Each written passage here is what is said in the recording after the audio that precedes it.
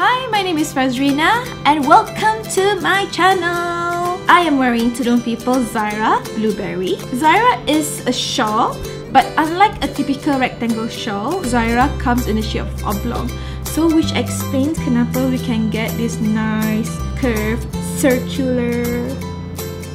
Yeah, so whatever. Zayra also comes with original Swarovski from Swarovski. And it's not just a typical crystal Swarovski, it comes with color. It matches, they're matching dengan color blueberry. So this is Swarovski in the color of blue.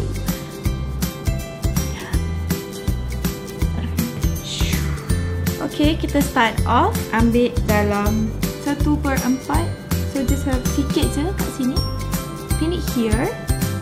Macam ni. Bawa semua ke belakang. Just like this. You with me? Okay.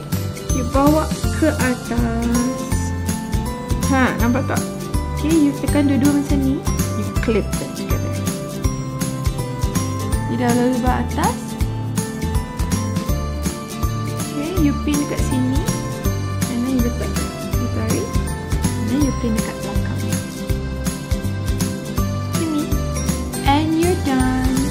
For me, I like it just the way it is. Sekejap, kita tunjuk sikit. Kat sini pun ada Swarovski. And you're done. This is so Raya 2017. Dark color, jewel color, Swarovski. And then for your information, all this Swarovski, warna Swarovski matches dengan warna shawl.